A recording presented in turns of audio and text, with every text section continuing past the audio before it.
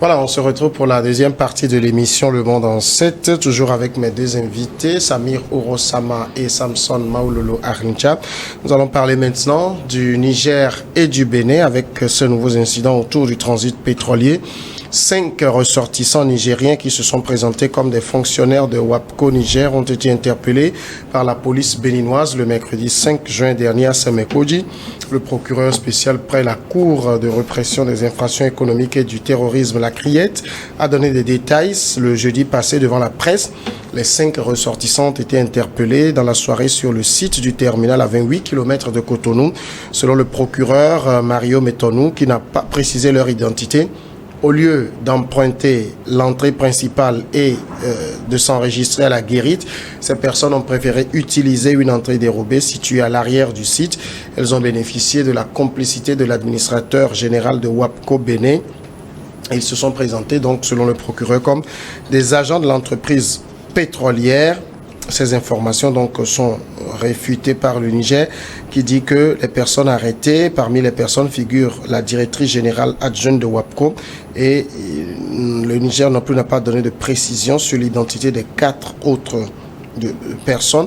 Dans ce conflit, Samson, je parle de conflit parce que dans cette crise, disons-le, c'est une crise pétrolière qui prend des allures politiques, diplomatiques, tout se mélange là-bas. Est-ce que ce feuilleton, ce nouvel épisode risque justement de compliquer les négociations pour une normalisation de la situation? Ce qui est triste dans ce qui se passe entre le Niger et le Bénin, deux pays que la géographie et l'histoire semblent avoir réunis, c'est qu'ils n'arrivent même plus à se parler. Récemment, le ministre des hydrocarbures béninois a été en déplacement à Niamey où il n'a pas été reçu par le président Tiani. Et ce manque de dialogue-là fait perdurer une crise dont les premières victimes sont les populations béninoises et les populations nigériennes. Béninoises parce que le port de Cotonou aujourd'hui est complètement à terre, et nigérienne parce que le blocage de la frontière à Malanville perturbe complètement les schémas, les canaux de distribution. Et cette nouvelle arrestation, comme l'a dit le procureur, l'a dit, que ce sont des gens qui sont passés par une autre entrée que l'entrée principale, et que quelques jours avant, le ministre des hydrocarbures avait envoyé un courrier au niveau de l'administrateur général de WAPCO Bénin en lui disant que non seulement le Bénin comptait faciliter le transport du pétrole et son chargement, mais que toutes les personnes qui devaient rentrer dans l'enceinte de l'établissement devaient s'enregistrer pour des questions de sécurité. Et toujours dans le communiqué du procureur, on apprend que ces personnes-là auraient bénéficié en guillemets de la complicité de l'administrateur. Pour quelles raisons? Nous ne savons rien. Le procureur dit aussi que deux personnes parmi eux sont des membres du CNSP, leur identité n'a pas été révélée, et qui se seraient confectionnés des fausses cartes de WAPCO pour pouvoir pénétrer dans l'enceinte de l'établissement. Mais jusqu'ici, je n'arrive pas personnellement à comprendre pourquoi le Niger voudrait organiser des gens pour aller pénétrer dans l'enceinte de WAPCO Bénin. À quelle fin? Pour saboter le chargement et accuser le Bénin parce que le Bénin aurait abrité des terroristes? Non, je pense que cette crise-là donne aussi lieu à beaucoup de suspicions. Et il faudrait que les deux pays puissent s'entendre. Le Niger, a toujours dit qu'il ne veut pas ouvrir sa frontière terrestre parce que le Bénin a abrité des terroristes, des camps d'entraînement des terroristes. Et d'ailleurs, il y a eu récemment une attaque dans la zone de Boni et que les terroristes auraient trouvé refuge après au Bénin. Le Bénin s'en défend, mais le Niger ne donne pas ces garanties. Je pense qu'il faut que le Niger dise « Je suis d'accord pour ouvrir ma frontière, mais j'ai besoin de telle garantie. » Et que les deux pays maintenant, qui n'arrivent pas à se parler, trouvent un médiateur. Et pour moi, le médiateur qui semble le plus indiqué, c'est le président du Nigeria. Parce que dans cet environnement, quand même, les deux pays ont accepté que les camions puissent charger du matériel, des marchandises au niveau de Cotonou, puissent passer par le nord du Nigeria pour rentrer dans la zone de Segbana, dans la localité de Segbana, pour rentrer quand même après au Niger.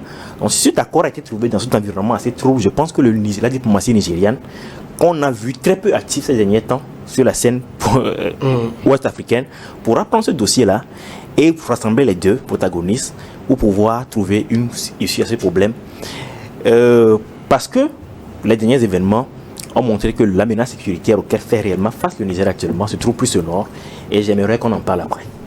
Oui, justement, quand le Bénin arrête 5 personnes et dit qu'au moins 2 sont du CNSP, alors qu'on sait qu'au même moment, le Niger accuse le Bénin d'abriter des terroristes, à quoi essaie de jouer Cotonou avec cette accusation-là, de rééquilibrer les choses?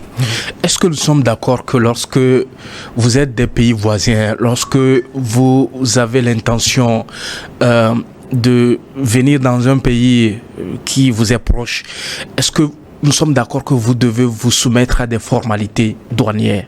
Est-ce que nous sommes d'accord que vous devez vous enregistrer? On doit savoir votre identité lorsque vous rentrez sur le territoire. Parce qu'officiellement, vous avez fermé votre frontière avec ce pays-là. Il est normal qu'on puisse, peut-être par rapport à ce contrat qui vous lie, qu'on puisse savoir qui rentre sur le territoire béninois. Je pense que c'est la moindre des choses, véritablement. Alors, dans cette situation, pourquoi est-ce que vous vous détournez du passage légal pour aller utiliser un autre passage pour rentrer dans un autre, pour rentrer sur le territoire? Si vous n'avez rien en tête, si vous n'avez rien planifié, si vous n'avez pas des choses que vous vous reprocheriez par rapport à cette situation qui prévaut, ça veut dire qu'en réalité, cette crise-là, elle est alimentée par Niamey. Elle est alimentée par le Niger. Parce que le seul problème dans cette histoire, ça s'appelle Patrice Talon. C'est Patrice Talon qui est le problème des militaires, comment l'appelle-t-on, qui gouvernent ce pays-là actuellement. Parce qu'ils ont du mal à digérer que ce monsieur-là, pendant des mois, lorsque la CEDEAO a pris l'initiative de tout couper à Niamey, de fermer les frontières de tous ces pays-là, des autres pays donc de la CEDEAO par rapport à Niamey, Talon a été l'un des présidents les plus actifs pour apporter une réponse diplomatique. Non seulement une réponse diplomatique, ils sont même allés loin pour dire qu'en réalité, l'option militaire demeure et reste envisageable par rapport à la situation qui prévalait après le coup d'État qui a vu Bazoum, comment l'appelle-t-on, déchu donc de son pouvoir. Donc, le pouvoir de Niamey a du mal à avaler cela. Donc, ils sont en train de mettre tout en œuvre pour que la politique économique, la politique qui est en train d'être menée par Patrice Talon, qui est saluée au cours de ces dernières années avec les réformes économiques encourageantes, avec les différentes avancées. Vous savez que en rien de temps, Patrice Talon a fait sortir de son pays des pays très pauvres, très endettés, à un autre niveau de développement véritablement qui est mieux d'ailleurs par rapport aux autres pays qui les entourent véritablement. Donc qui a été salué par les différentes institutions de Bretton Woods et tout cela. Donc je pense que cette situation n'arrange ni la population nigérienne qui est majoritairement constituée des commerçants. Cette situation n'arrange pas les opérateurs économiques béninois, d'où les autorités nigériennes font transiter plus de 80% de leur importation. Donc nous sommes face à une situation où, c'est vrai, nous maintenons notre position pour dire qu'en réalité, la raison pour laquelle nous maintenons la frontière fermée, c'est pour des raisons sécuritaires, parce qu'on reprocherait, par exemple, à Cotonou, de pouvoir abriter un certain nombre de bases militaires avec la présence des militaires étrangers, au détriment de ce que peut subir les commerçants béninois, au-delà de ce que peut subir la population, parce que un certain nombre de denrées qui devraient quitter, par exemple, Niamey pour venir au niveau de Cotonou, qui devraient quitter Cotonou pour aller à Niamey, ces commerçants n'arrivent pas à écouler, mais au nom d'une certaine fierté fallacieuse, une certaine fierté populiste, on se dit que bon, on maintient coûte que coûte cette position-là, au détriment donc de cette position. Je pense que cette situation n'arrange ni le Niger, ni le Bénin. Et contrairement à ce que mon co-débatteur a pu dire, je pense qu'il y a eu des initiatives de dialogue. WAPCO, qui est une entreprise chinoise, donc les Chinois ont donc pris l'initiative donc de réunir les deux parties à Niamey et c'est de discuter. Cette discussion c'est soldé par un échec total. Les deux parties ne sont pas arrivés à s'entendre. Le Niger ne dit pas véritablement ce qu'il entend comment l'appelle-t-on, du Bénin. Qu'est-ce qu'il faut, puisque vous reprochez le Bénin d'abriter un certain nombre de bases, qu'est-ce que vous voulez véritablement? Le Niger n'arrive pas à dire. C'est pourquoi on dit véritablement que le Niger se cache derrière cette raison assez fabriquée de raisons sécuritaires pour dire que bon, nous maintenons notre frontière fermée pour faire du mal pas au peuple béninois, mais pour faire du mal à Patrice Talon. Ça lui fait mal, mais il ne peut plus agir. Jusqu'à ce que Talon allait dire qu'en réalité, puisque vous maintenez votre frontière fermée, et puisque nous avons un accord qui consiste à ce que le pipeline qui a été construit, qu'on puisse faire transiter votre pétrole et que ce pétrole soit exporté vers la Chine, puisque vous maintenez cela, bon, dites clairement, envoyez un courrier au Bénin pour dire que nous maintenons notre frontière fermée, sauf le pétrole qui peut transiter de notre pays comment l'appelle-t-on, de notre pays jusqu'au port de Cotonou. Là, le Bénin va appliquer le droit, donc le traitement douanier ne sera pas le même. Parce que dans cette situation, c'est que le transport n'est pas gratuit. Le Bénin perçoit sur chaque litre de pétrole. Mais vous convenez avec moi que lorsque vous avez l'occasion de multiplier ce gain-là, parce que sur le plan juridique, à un moment donné, il y a un élément nouveau qui est apparu. Parce que quand on construisait le pipeline, les frontières étaient ouvertes. Quand on avait... c'est vrai que quand on inaugurait le pipeline, la frontière était encore fermée. Hein, il faut le rappeler véritablement. Ouais. Donc, si... Les dispositions qui sont contenues dans la convention disent que dans les conditions normales la frontière devrait être ouverte et que la frontière n'est pas fermée. Je pense qu'il va sans dire que il y aura un incident sur le traitement de ce service qui est donc offert par le Bénin au Niger, et c'est de bonne guerre que Talon cherche, parce que le Bénin rencontre des difficultés financières. Si nous pouvons surfer sur cela pour pouvoir augmenter notre gain par rapport à cet accord-là, pourquoi pas? Je pense qu'il est dans son droit. Est-ce que le Niger craint aujourd'hui? Je pense que le Niger est dans une attitude revanchard. Revanchard simplement parce qu'il reproche vraiment au Bénin d'avoir le ministre des Affaires étrangères d'alors, Sagari, montait souvent animé des conférences de presse avec des médias béninois où il incitait sur la nécessité d'aller intervenir militairement pour remettre Bazoum au pouvoir. Et je pense que cette période-là a été très mal vécue, non seulement par les populations nigériennes, mais aussi par le CNSP, qui a trouvé cet acharnement assez étrange et qui veut aujourd'hui faire payer cela au prix fort au Bénin à travers cette fermeture des frontières. Je ne pense pas que le CNSP est un diable qui voudrait détruire Talon. Non, je pense que c'est une attitude revancharde parce qu'ils se sont sentis abandonnés et profondément blessés. Et actuellement, ils ont trouvé d'autres ports pour pouvoir faire transporter leurs marchandises. Donc, du coup, même si le produit finalement arrive très cher sur les marchés de Niamey, il y est quand même. Contrairement au Bénin qui n'a plus la possibilité de faire acheminer les marchandises depuis son port jusqu'à Niamey en passant du moins par la route de Malanville. Alors justement, est-ce que le problème est un problème Bénin-Niger ou bien Talon-Tiani? Je pense que c'est un problème Talon-Tiani. Parce que quand vous arrivez à Malanville, les populations qui habitent d'un côté comme de l'autre sont les mêmes peuples. Ouais. C'est comme à Plaou. Il n'y a pas de différence entre ces peuples-là. Et ces peuples-là, aujourd'hui, je pense qu'ils souffrent tous dans leur chair de cette frontière-là. La frontière était fermée sur le pont.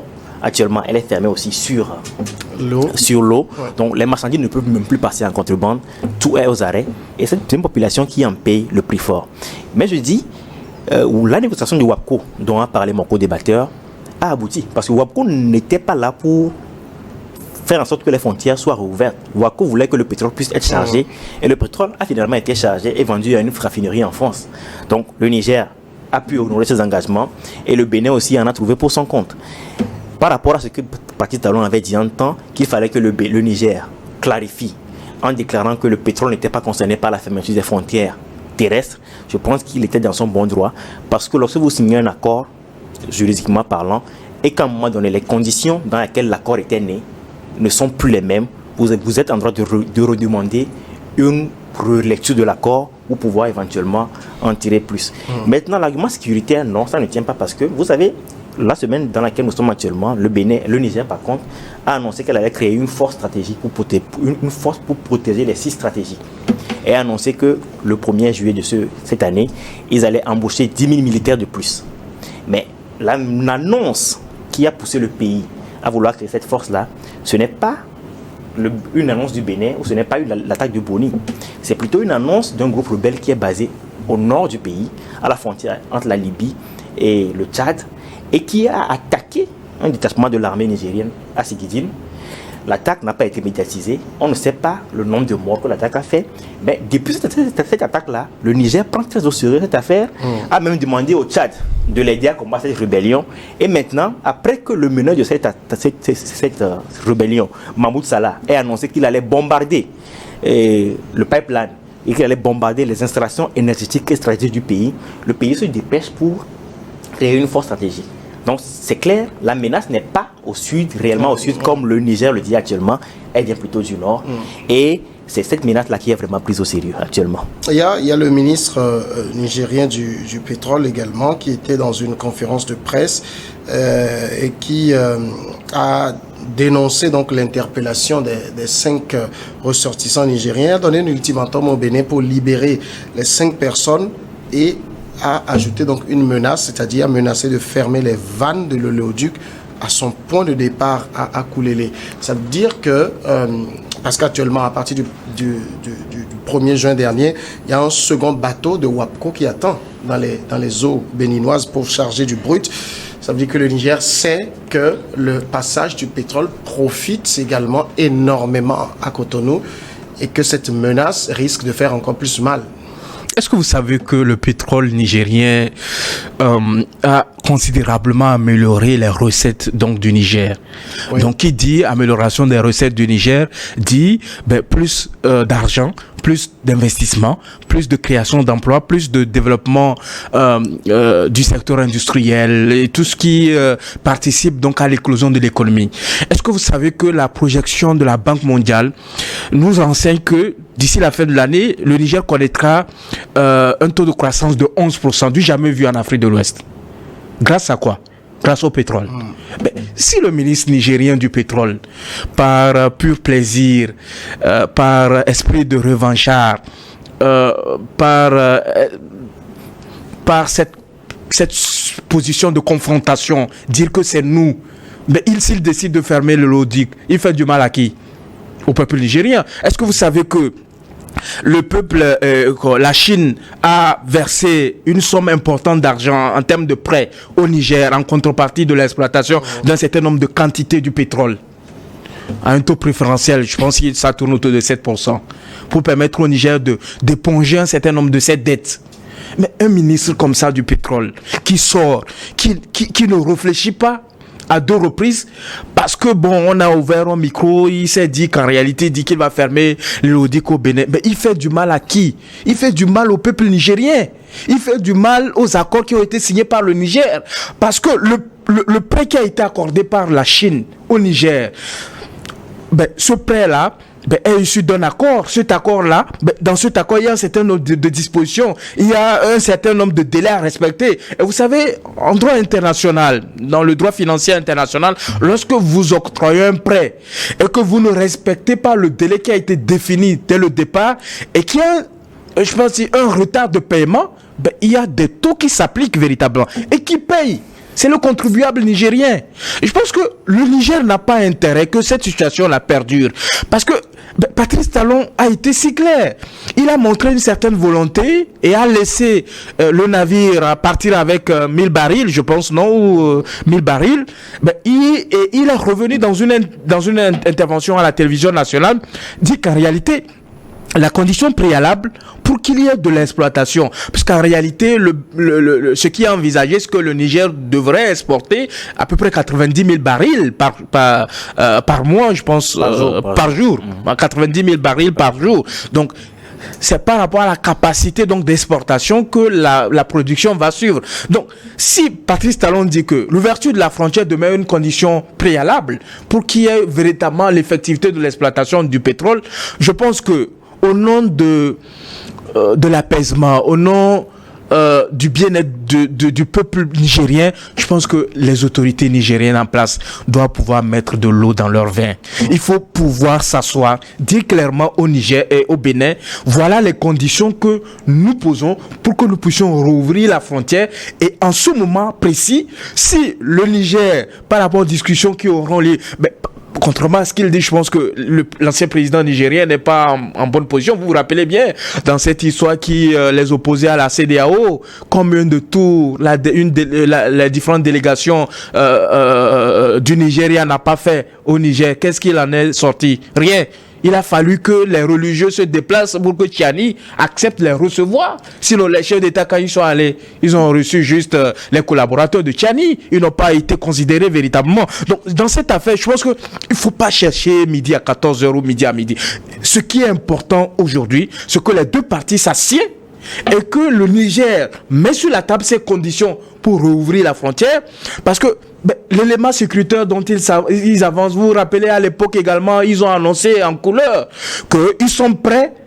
Lorsqu'une force étrangère pénétrera sur leur territoire, ils vont riposter. Ça veut dire qu'ils ont les capacités militaires adéquates. Ils ont un renseignement efficace, ils ont un effectif assez important, ils ont du matériel pour pouvoir riposter à n'importe quelle invasion sur le territoire. Mais dire aujourd'hui qu'ils craignent que lorsque la frontière sera ouverte, que les forces étrangères présentes sur le territoire nigérien et béninois vont profiter pour attaquer leur pays, c'est un faux débat. D'accord. Je pense qu'ils sont en train de faire du dilatoire. Et que si cette situation perdure, vous savez que le président déchu n'a pas encore démissionné. Et selon les indiscrétions, Tchani sort à peine de la présidence. Dans l'armée même nigérienne, ce n'est pas un climat apaisant, c'est-à-dire qu'il y a il y a des tensions, des groupes. Vous savez que le Niger, c'est beaucoup d'ethnies. Dans l'armée également, ça se sent aussi. Donc il y a des groupes également qui ne sont pas d'accord avec un certain nombre de décisions qui sont prises par le CNSP. Et donc il ne peut pas véritablement dire. Donc aujourd'hui, Tchani sait que s'il libère Talon, et s'il libère Bazoum véritablement, je présume, s'il libère Bazoum, il ne va pas tenir au bout de 6 mois. Oui, mais j'aimerais vraiment rebondir sur cette dernière intervention. Tchani a voulu libérer Bazoum. Selon les informations dont je dispose, on lui a proposé plusieurs fois la libération, mais à une condition, qu'il quitte le pays, qu'il aille en exil. Il a refusé, véritablement, bien sûr. Il a refusé, parce que Bazoum s'imagine qu'il peut se représenter aux élections à la fin de la transition et qu'il peut les gagner. Parce que l'histoire montre quand même que lorsque Maïna Sara avait fait son coup d'État dans les années 90, après, il a été aux élections contre le président qu'il avait renversé. Et les observateurs disaient à l'époque que c'était plutôt le président qui avait encore gagné les élections avant qu'il ne l'enferme. Mais dans le cas de Bazoum, c'est différent parce que Mahaman Ousmane était à Oussa, il avait une bonne base électorale, ce que Bazoum n'a pas. Bazoum n'a jamais vraiment une base électorale sérieuse au Niger, comme Issoufou ou comme Mahaman Ousmane. Qui sont ces personnes qui l'ont élu alors? Les élections présidentielles du Niger ont été des élections très controversées. Il y a eu beaucoup d'achats de conscience, les gens qui appelaient, qui juraient sur le Coran pour avoir 1000 francs. Parce qu'ils votaient pour Bazoum. Je vous prie de lire les rapports. Ce n'étaient pas des élections crédibles, encore moins transparentes. Maintenant, la question est de savoir quelle est la suite. Oui. Comment on résout le problème? La suite serait que comme ils n'arrivent pas à se parler directement, ça serait vraiment important que les deux messieurs puissent trouver un médiateur. Et je le dis encore une fois, lorsque le Nigeria allait au Niger, c'était pour demander que Bazoum soit remis au pouvoir. Je pense qu'aujourd'hui, nous disons que le vin est déjà tiré, qu'il faut le boire, et qu'un Niger encore... Même s'il n'a pas encore démissionné, je pense juridiquement, oui, ça cause problème. Il n'a pas encore démissionné, mais je pense qu'à moins d'être réaliste, personne ne peut imaginer un scénario où Bazoum est remis au pouvoir. Parce que Bazoum n'a jamais eu le soutien de l'armée, quoi qu'on dise. Ce n'était pas comme Issoufou. Issoufou encore avait le soutien de quelques branches de l'armée. Bazoum n'en avait pas vraiment et n'en a plus aujourd'hui. Donc, il faudrait que ces deux pays-là puissent trouver un médiateur. Je le répète encore une fois, si les deux pays ont pu accepter que les camions quittent le port de Cotonou, passent par le nord du Nigeria, au niveau de la ville de Segbana, pour retourner au Niger sans qu'ils ne soient inquiétés, je pense que c'est déjà un bon début. Et que si la diplomatie nigérienne se met dans ce dossier, elle pourra parvenir à trouver un accord. Là où je suis d'accord avec mon co-débatteur, c'est que jusque-là, le Niger ne dit pas clairement quelles sont ses conditions. Elle ne fait que dire qu'il y a des terroristes là-bas qui attaquent, que la frontière soit ouverte pour qu'on les attaque. Non. Il faut qu'elle dise clairement, je suis d'accord, mais à telle condition, mais que les conditions soient réalistes. Parce qu'aujourd'hui, le Bénin ne va pas dire au Niger, je ne veux pas avoir de Russes chez toi. Ouais. Donc le Niger ne peut pas venir dire au Bénin, je ne veux pas avoir de Français chez toi. Non. Chacun collabore avec les gens avec lesquels il se sent à l'aise. Donc, que les attentes soient réalistes et que le Bénin donne les garanties qu'il puisse donner et que le Niger ouvre les frontières parce que les populations sont les premières victimes de cette situation. D'accord. Dernier sujet dont on va parler ce soir, c'est le Togo. On va évoquer donc la situation au niveau du Parlement. 2 partis de l'opposition ont annoncé le boycott des institutions de la Ve République, notamment le boycott du Parlement. Il s'agit de l'Alliance nationale pour le changement, le parti que dirige l'opposant Jean-Pierre Fabre, et puis les forces démocratiques pour la République, le parti de l'opposant Maître Paul Dodji Apevon. Les 2 partis ont fait connaître leur position. Pas question de siéger dans ce Parlement. Je rappelle qu'à l'issue des élections législatives du 29 avril 2024, l'opposition ne recueille que 5 sièges sur 113 au Parlement. 5 sièges qui donnent très peu de marge de manœuvre à cette opposition. L'Union pour la République en recueille 108. Et pour Maître Apevon, dont le parti a sorti un communiqué dernièrement, les élections du 29 avril ont été tout sauf transparentes et ce parti donc se refuse, au même titre que l'Alliance nationale pour le changement, à siéger au Parlement. Samir Ourossama, est-ce que vous comprenez la décision de boycott de ces 2 partis? C'est une situation compréhensible, même si elle est regrettable. Parce que quand vous regardez un peu ces acteurs politiques de l'ANC, des FDR, je pense qu'ils sont restés logiques dans leur position.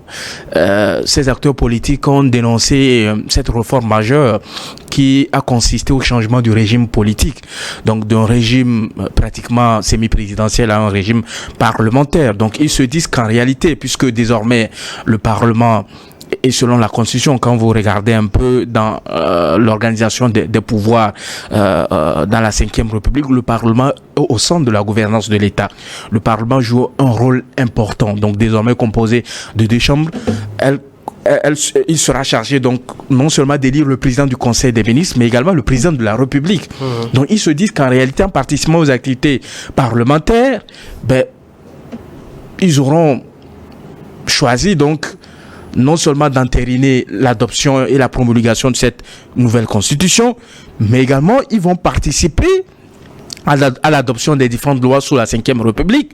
Ils vont également participer, même si ils pourront boycotter un certain nombre de séances, ils vont aussi participer donc à l'élection du président du Conseil des ministres et du président de la République. Moi, je voudrais faire une analyse aussi simple, parce que quand vous regardez un peu, les gens se disent oui, je pense qu'ils ont raison de le faire, ils n'ont pas raison de le faire. Mais regardez un peu dans la configuration actuelle de la classe politique au niveau de notre pays. Et regardez un peu ces différents partis politiques. Et regardez un peu leur représentation au plan national. Et regardez un peu leur poids, ne serait-ce qu'au cours des 3 dernières élections. Quel est le poids que représente l'ANC, l'Alliance nationale pour le changement? Quel est le poids que représente les FDR au plan national en termes de représentativité? Qu'est-ce qu'il vaut véritablement sur l'échiquier politique? Quand vous regardez, la réponse, vous allez chercher ça de loin, vous ne trouverez pas. Parce qu'en réalité, l'ANC de l'ancien temps n'est plus l'ANC qu'on connaît aujourd'hui. Et contrairement à ce que les gens peuvent dire, c'est-à-dire quand vous regardez un peu dans l'évolution des pays, quand vous regardez un peu le Parti socialiste en France, vous regardez comment l'appelle-t-on, le Parti des Républicains, vous avez vu la débâcle qu'ils ont eue au cours des 2 élections présidentielles. C'est pour dire qu'en réalité, dans la vie politique ou dans la vie d'un parti politique, il y a des hauts et des bas. Ce n'est pas à tout moment qu'on doit trouver des arguments pour dire qu'en réalité, en réalité, lorsque vous avez un parti politique, mais je le dis de façon objective, lorsque vous avez un parti politique dans nos pays africains où le taux d'alphabétisation est moindre, lorsque vous avez un parti politique comme ça qui arrive à avoir une assise nationale très impressionnante, présente dans toutes les préfectures, présente pratiquement dans tous les cantons, présente par exemple dans tous les villages. Oui, je parle du parti uni. Okay. Donc présente dans toutes ces localités-là.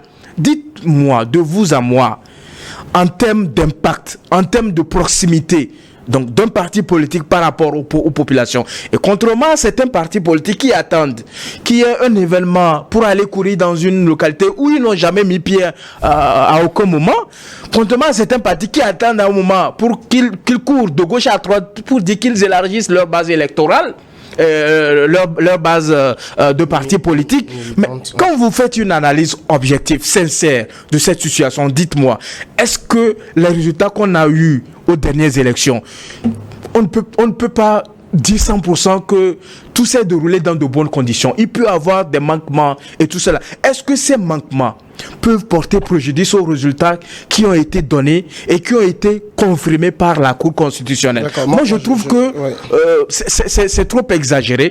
Et cette démarche entreprise par ces deux partis politiques de l'opposition, je pense que nous allons nous donner rendez-vous dans quelques temps. Ils vont regretter ces décisions qu'ils ont prises. Samson Arlidja, les populations, ça c'est ce que disent certains, les populations ont donné quand même leur voix à l'ANC, au FDR pour les représenter. Est-ce que un parti qui allait solliciter le suffrage universel peut aujourd'hui, au regard de tous les arguments qu'ils avancent, refuser de représenter ces populations qui les ont élus? Ils sont libres de prendre la décision qui leur convient. Maintenant, est-ce que c'est la meilleure décision à prendre? Je dirais clairement non. Parce que nous avons des acteurs majeurs de la politique togolaise, que sont Jean-Pierre Fabre et Maître Apévan, qui ont toujours dénoncé les conditions dans lesquelles les élections étaient organisées. À un moment donné, vous dites que les règles du jeu ne sont pas claires, mais vous acceptez d'aller jouer. Quand vous jouez à un jeu dont vous estimez que les règles ne vous avantagent pas, vous ne pouvez pas vous entendre à gagner. Mais maintenant, lorsque les résultats sortent, il faudrait que vous puissiez pratiquer ce qu'on appelle la réelle politique. Aucune stratégie politique n'est mauvaise, mais c'est le contexte qui dit la stratégie politique à utiliser. En 2018, ils ont boycotté les élections, ils ne sont pas partis aux élections. On a eu une assemblée majoritairement unir qui a finalement pu modifier la constitution. Une fois encore, ils décident de ne pas y aller. Nous tous nous savons qu'à 5 contre 103, personne ne s'attend à un miracle. Contre 108. Contre 108 plutôt, personne ne s'attend à un miracle. Personne n'espère qu'une fois là-bas, ils pourront opérer des grands changements. Mais ceux qui vont voter pour vous, je pense qu'ils aimeraient quand même que vous soyez là-bas pour dire on n'est pas d'accord quand il le faut. Et je pense que c'est la valeur historique de ce vote-là qu'ils ne semblent pas comprendre. Il faut y aller, pouvoir dire pourquoi on n'est pas d'accord, pouvoir lever le ton lorsque les choses que vous estimez ne pas aller dans l'intérêt général de la population veulent se faire, pour qu'au moins on sache que vous continuez pas à résister. Parce que dans un environnement politique comme le nôtre, le fait pour un parti de pratiquer la politique de la chaise vide va conduire systématiquement à sa disparition. Vous voyez, dans les années 2015, l'ANC, qui était la locomotive du FRAC, était à plus de 30% des voix. En 2020, ce parti a eu à peine 4%. Une dégringolade majestueuse et qui continue. Parce que la politique de la chaise vide qu'ils ont adoptée ont même démobilisé leur base électorale. Qui font que beaucoup de gens aujourd'hui qui devaient aller voter pour eux ne vont pas voter. Les taux d'abstention records ont été constatés au cours de cette élection. Il y a eu 61% de participation. Les taux d'abstention records ont été constatés au cours de cette élection. Et c'est une constante. Même depuis dans les années 56, on a toujours remarqué qu'au Togo, le Nord, qui était mieux maîtrisé par les colons à l'époque, votait plus qu'au Sud. Et cette constante-là, plus de 60 ans après, semble se maintenir malheureusement. Et comme je l'ai dit une fois, les gens là ne sont pas partis voter parce qu'ils se disent, même si on vote pour vous, on n'aura pas gain de cause. Et ça, encore une fois, ce n'est pas forcément à cause d'un manque de transparence aux élections, mais c'est parce que la politique de la chaise vide a aussi habitué ces gens-là à ne pas aller voter. Mais je déplore aussi qu'au Togo, à part les élections de 58 et les élections de 94, qui ont été jugées comme étant transparentes, on n'a eu aucune élection qui ait été, que la classe politique dans son entièreté a constaté comme étant une élection transparente. Et ce climat de suspicion généralisée est une plaie pour la politique togolaise, malheureusement. Mais la question, on peut se la poser aujourd'hui aussi, quand on prend la logique de ces deux partis, finalement, siéger, pourquoi faire? Siéger pour porter la voix de toutes ces personnes-là qui sont sorties le 29 avril, porter leur voix sur leur personne. Siéger parce qu'en réalité, lorsqu'on parle des problèmes de cité, lorsqu'on évoque des questions de développement de votre pays, vous devez être là pour écouter. Vous devez être là pour dire, voilà ce que nous pensons, voilà nos propositions. Nous ne sommes pas d'accord par rapport à telle ou telle chose. Mais le peuple sera au courant qu'en réalité, vous aurez pu faire mieux si vous étiez en nombre suffisant. Voilà que vous êtes en minorité, mais quand même vous avez tenu à vous opposer. Ça veut dire qu'il y a une partie de la population, de l'électorat, qui s'est opposée. Il va même arriver à un moment donné où la majorité détenue par le parti uni, par rapport à vos propositions, va juger cela pertinent. Et donc va puiser dans vos propositions pour améliorer certaines choses. Parce qu'en réalité, qu'est-ce que nous voyons au niveau de notre pays? Les gens pensent que lorsqu'on est opposant, on doit s'opposer à tout d'une manière avec une force pas possible. On doit pouvoir dire non à tout. Par contre, en face, vous avez un parti politique qui est animé par une certaine volonté, une certaine disponibilité à pouvoir dialoguer avec les autres partis, avec l'autre camp, et pouvoir recueillir leurs attentes, pouvoir recueillir leurs préoccupations et ensemble trouver un certain nombre de solutions par rapport à ce qui ne va pas. Et au cours de ces dernières années, vous avez vu un certain nombre d'avancées ont été opérées, non seulement dans les différents processus électoraux qui ont été pilotés de main à main par les différentes institutions. Un certain nombre de manquements ont été constatés ont été dénoncés par les acteurs politiques de l'opposition qui ont été pris en compte dans le cadre d'un certain nombre de discussions, que ce soit des cadres formels ou informels. Donc, ils ont à un moment donné porté leur voix pour améliorer certaines choses. Sauf que dans notre pays, nous sommes habitués à un débat politique. On ne parle pas de développement. Vous ne verrez jamais des acteurs politiques de l'opposition convoquer la presse pour évoquer certaines questions d'intérêt économique, d'intérêt national, sans évoquer cette question de politique, sans dire qu'en réalité, ces personnes-là sont au pouvoir depuis des années et tout ça. Nous sommes habitués au même discours. À un moment donné, je pense que c'est ça aussi qui fait le problème. À un moment donné, lorsque vous tenez ce discours-là, que vous allez au niveau des populations pour dire que voilà ceci, voilà cela, sans toutefois proposer ce que vous voulez faire, il est normal que vous soyez déçus à la fin des élections. Sauf que dans cette situation, je vais peut-être décevoir mon co-débatteur, il n'existe nulle part au monde un baromètre qui juge de la transparence d'une élection.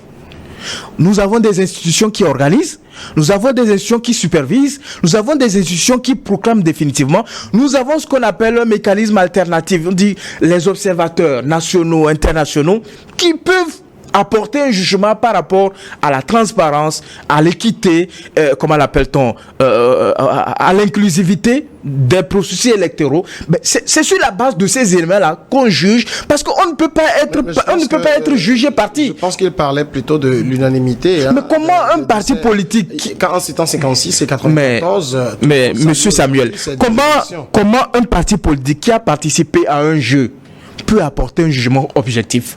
Est-ce qu'il peut dire de façon sincère si les élections se sont déroulées dans de bonnes conditions sans toutefois être subjectif? Il n'y en a pas.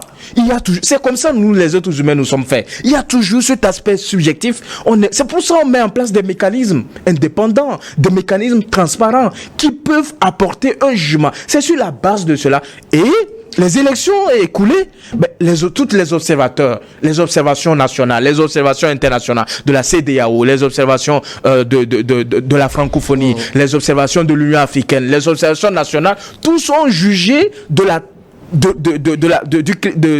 l'aspect inclusif, de l'aspect transparent, de l'aspect équitable du processus électoral. Sauf que c'est les acteurs politiques qui ne sont jamais satisfaits de ce qui en sort de ces élections. Est-ce qu'aujourd'hui, ces deux partis, donc, qui, naturellement, pour être fidèles à leurs décisions, ne siégeront pas, peuvent être considérés comme des partis parlementaires? Parce que vous savez que dans le cadre d'un certain nombre de discussions et d'un certain nombre de répartition de sièges au niveau de CENI, de CELI, tout ça, partis de parlementaires ont plus de prééminence que les autres. Est-ce qu'on peut les considérer aujourd'hui comme des partis parlementaires? Non, pour la simple raison qu'ils ont décidé de ne plus siéger au Parlement. Je pense qu'une fois que leur vacance sera constatée, le Parlement décidera de ce qu'il faudra faire. Est-ce qu'il faudra continuer avec un Parlement auquel manquent 2 membres ou est-ce qu'il faudra organiser des élections partielles pour que ces postes-là soient finalement occupés par d'autres partis qui voudraient bien participer aux jeux politiques comme ils se déroulent actuellement. Ils ont été clairs, les FDR dans leur communiqué ont dit qu'ils ne vont même pas siéger au conseil régional. Et je pense que l'ANC est sûrement dans la même logique. Donc ils ont rejeté l'élection en bloc avec les retombées, avec tous les avantages dont ils auraient pu bénéficier. Maintenant, pour revenir un peu à ce qu'a dit mon co-débatteur, c'est vrai, il n'y a pas de baromètre universel pour mesurer la transparence d'une élection. Mais les conditions dans lesquelles l'élection se déroule, je pense qu'il faudrait faire preuve de myopie politique quand même pour ignorer tout ce qui a été fait comme témoignage, ce qui a été rapporté comme manquement au cours de ces élections, lorsque certains candidats de l'opposition sont empêchés de faire campagne dans certaines régions et lorsqu'on leur empêche même d'avoir des bons de carburant dans les stations d'essence, je pense que ce sont des choses qui participent. Je ne dis pas que l'élection n'est pas crédible, moi c'est des choses qui participent à animer autour des résultats de l'élection une certaine suspicion.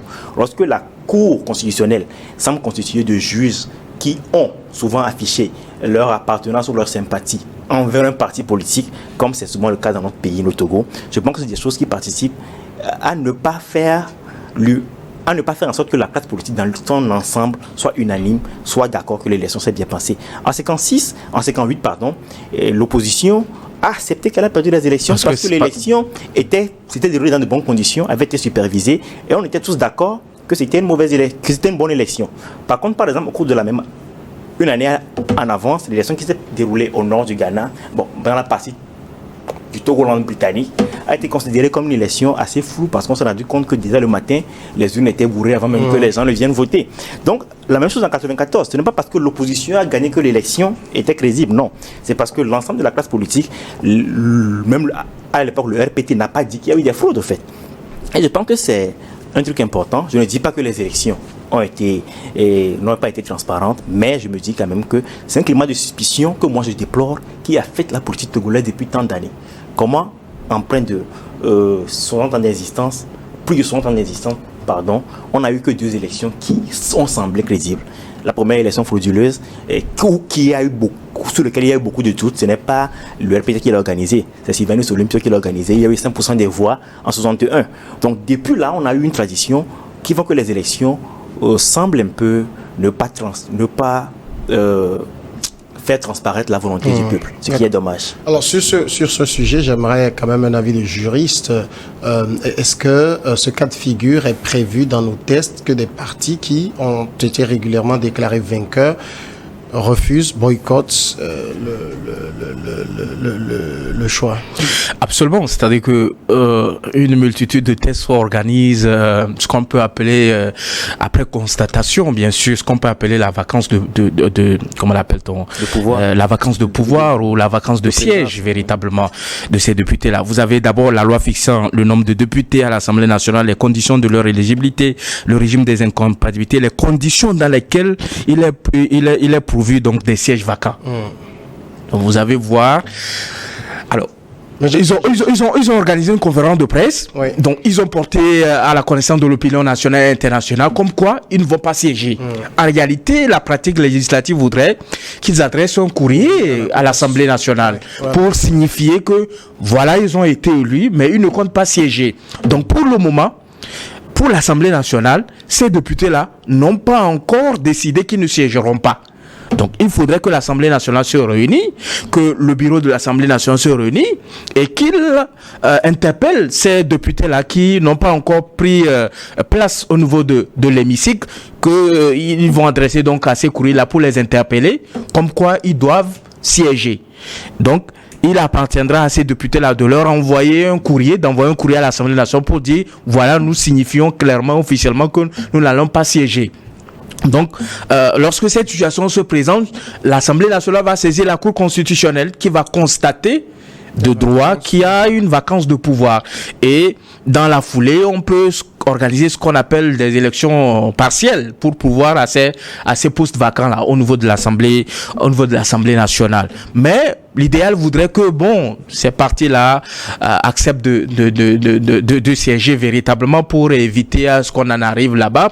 Parce que, normalement, lorsque vous êtes tête de liste, que vous ne siégez pas, il est possible que celui qui vous suit, qu'on lui demande de siéger. Sauf que depuis un certain temps, nous avons au niveau de la loi électorale qui dit, au niveau de la loi organique qui dit qu'en réalité, lorsque vous êtes élu sous la bannière d'un parti politique, parce qu'il se peut que Jean-Pierre Fabre refuse de siéger, que le deuxième ait envie de siéger. Donc, lorsqu'il va prendre l'initiative de siéger, alors qu'il a été élu sous la bannière donc de l'ANC, donc l'ANC va prendre peut-être une décision de l'exclure du parti. Donc, ça veut dire qu'il perd ce statut-là. Donc, je pense qu'il y a véritablement des situations qu'on peut envisager et tout ça. Mais je pense que c'est une décision de parti politique.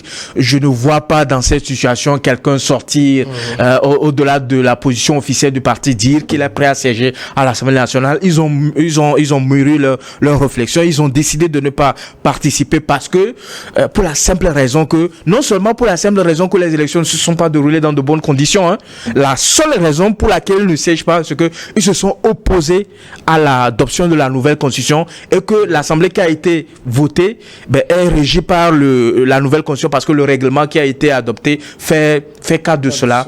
Et donc, je pense qu'ils sont restés logiques dans leur position. Et ça risque peut-être de leur coûter parce que la 5e République, on y est. Ça veut dire qu'ils doivent continuer à ne pas participer aux prochaines joutes électorales s'il faut être conséquent envers soi-même. Exactement, comme je l'ai dit, la politique de la chaise vide va conduire à un moment donné à ce que ces partis soient complètement effacés du souvenir des Togolais.